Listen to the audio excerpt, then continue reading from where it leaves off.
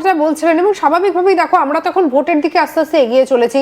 Commission থেকে প্রতিনিধি দল আসছে বাংলা এবং 8 তারিখ আজকে আসার কথা, এবং তারপরে তারা তাদের কাজকর্ম পুরোপুরি বাংলার কাজকর্ম দেখে 15 থেকে 16 তারিখের মধ্যে ভোটের দিন ঘোষণা, এমনটাই কিন্তু একটা আভাস পাওয়া যাচ্ছে।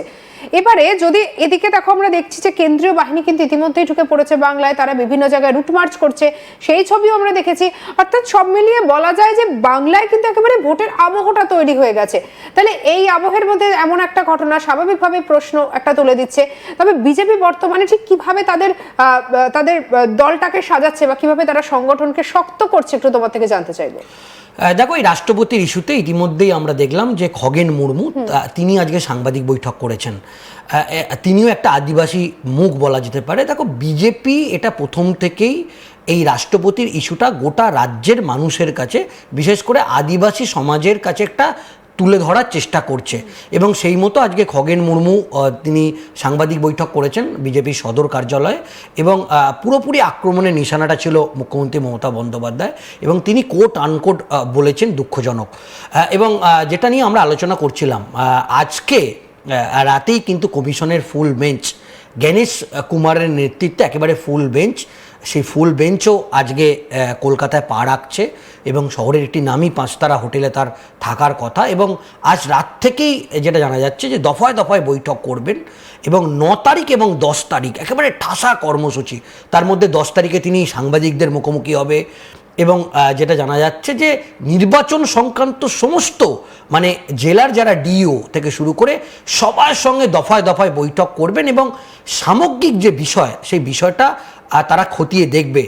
এবং যেটা জানা যাচ্ছে যে এই যেভাবে মুখ্যমন্ত্রী মমতা বন্দ্যোপাধ্যায় মানে যে মন্তব্য করেছে, এটা নিয়ে আমরা বিজেপির তরফ থেকে যেটা জানতে পাচ্ছি যে জ্ঞানেশ কুমারের কাছেও হয়তো একটা অভিযোগ জানাতে পারে বলে বিজেপির পক্ষ থেকে জানা যাচ্ছে। দেখো, এই ইস্যুতে যেরকমভাবে মুখ্যমন্ত্রী মমতা বন্দ্যোপাধ্যায় যেটা বলছেন যে তিনি বিজেপির এজেন্ডা এখানে নিয়ে এসছে, বা তিনি যদি 100 বার এই রাজ্যে আসে তাহলে কি তাকে আসতে হবে, যেভাবে মুখ্যমন্ত্রী যে ভাষায় তাকে আক্রমণ করছে, এটারই একেবারে ভিডিও নিয়ে যেটা জানা যাচ্ছে যে ইতিমধ্যেই বিরোধী দলনেতা শুভেন্দু অধিকারী, শ্রমিক ভট্টাচার্য তাদের পক্ষ থেকে জ্ঞানেশ কুমারের সঙ্গে হয়তো দেখা করতে পারে, তারা তাদের যে অভিযোগ সেই অভিযোগ জানাবে।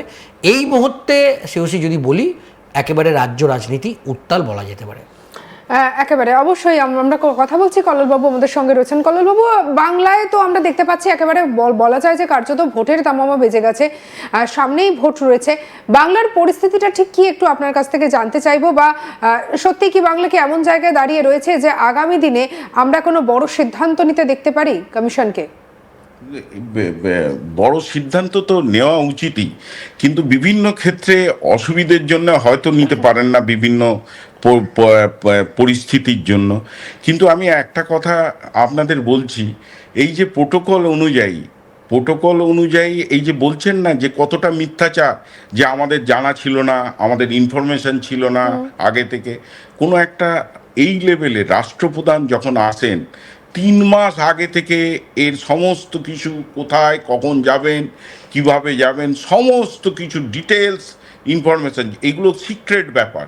এই যে ব্লু বুক বললাম যে মিনিস্ট্রি অফ হোম অ্যাফেয়ার্স থেকে আছে, ওখানে কিন্তু সব লিপিবদ্ধ করতে হয়, এবং এই যে 3 মাস আগে খবর যায়, এটা যে জায়গায় যাবে সেখানের যে এক্সিকিউটিভ হেড, যেমন শিলিগুড়িতে এসছে, ওই যে শিলিগুড়ি যে কমিশনারেট আছেন, যিনি হচ্ছে আইন শৃঙ্খলা রক্ষা করার দায়িত্বে আছেন, তিনি কিন্তু কোয়েশ্চেনেবল হবেন, কারণ এরা সব সেন্ট্রালের সিস্টেমের আওতায় পড়ে, মানে নিয়ম যদি ভাঙে। এই জন্যে ওনাকে হয়তো হোম অ্যাফেয়ার্স থেকে শোকজ করতে পারে, কমিশনার অফ পুলিশকে। এছাড়া ওখানের যে ডিএম আছে, দার্জিলিং ডিএম, তিনিও কিন্তু এই প্রোটোকল ভাঙার জন্যে যে অফেন্স হতে পারে সেগুলো কিন্তু আমাদের স্বরাষ্ট্র দপ্তর নিশ্চয়ই এই পদক্ষেপগুলো নেবেন। মানে এখানে মেন রেসপন্সিবল হবে কমিশনারেট অফ পুলিশ শিলিগুড়ি এবং ডিএম এবং এডিএম দার্জিলিং। এবং এরা এই যে ল্যাচেস, এই যে প্রোটোকল ভাঙলো এবং সেগুলোকে নিয়ম রক্ষা করলো না, এইটা কিন্তু ওদের আচরণ বহির্ভূত কাজ হয়েছে। এবং সেই আচরণ বহির্ভূত কাজের জন্যে নিশ্চয়ই স্বরাষ্ট্র দপ্তর এই দুজনের এগেনস্টে পদক্ষেপ, তিনজনের এগেনস্টে কমিশনার অফ পুলিশ যিনি আইন শৃঙ্খলা রক্ষা করার দায়িত্বে থাকেন এবং ডিএম এবং এডিএম, এছাড়া আমাদের চিফ সেক্রেটারি এবং ডিজি দুজনকেই শোকজ করতে পারেন আমাদের স্বরাষ্ট্র দপ্তর থেকে।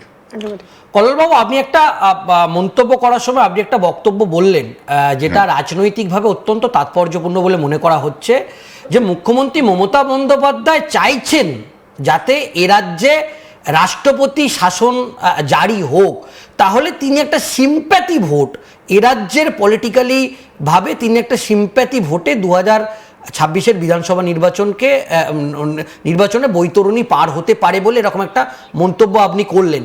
তো এটার কতটা তাৎপর্যপূর্ণ বা এটা তিনি কেনই চাইছেন যদি একটু বলেন?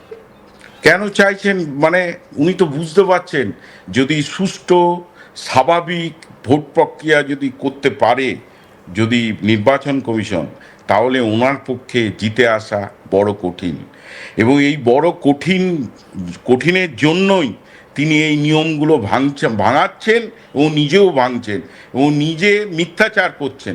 এটা আপনি দেখবেন প্রত্যেকটা পদক্ষেপে তিনি মিথ্যাচার করছেন। এই যে একটা রাষ্ট্রপতি আসবে, তিনি ওপেন মঞ্চে বললেন যে আমাদের কাছে আগে থেকে কোনো খবর ছিল না। কল্লোলবাবু, এই জায়গা থেকে আমি একটা কথা বলতে চাই, শুধুমাত্র কিন্তু খবর ছিল না নয়, তিনি বলেছেন যে বিজেপি এজেন্ডা বেচতে পাঠিয়েছে। আর স্বাভাবিকভাবে প্রশ্ন উঠেছে তাহলে শালীনতাটা কোথায়?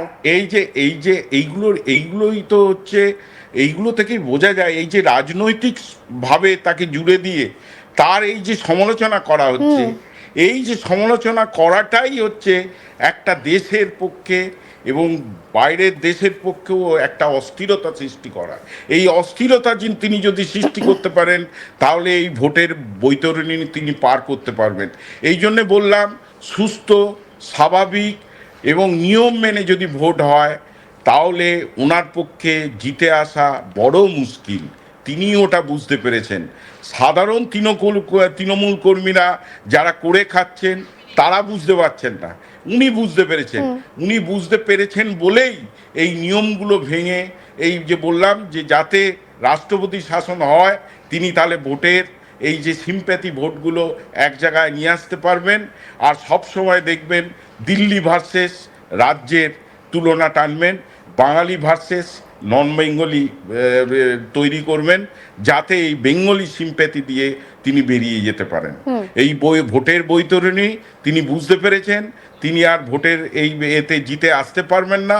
তার জন্যে এই সব ছল চতুরি এবং মিথ্যাচার দিনের পর দিন করে যাচ্ছেন। একেবারেই। চলুন এবার আমরা একটু শুনে নিই রাষ্ট্রপতি ঠিক কি বলেছিলেন। অনেক অভিযোগ জ্বালিয়েছিলেন বাংলার মুখ্যমন্ত্রী মমতা বন্দ্যোপাধ্যায়।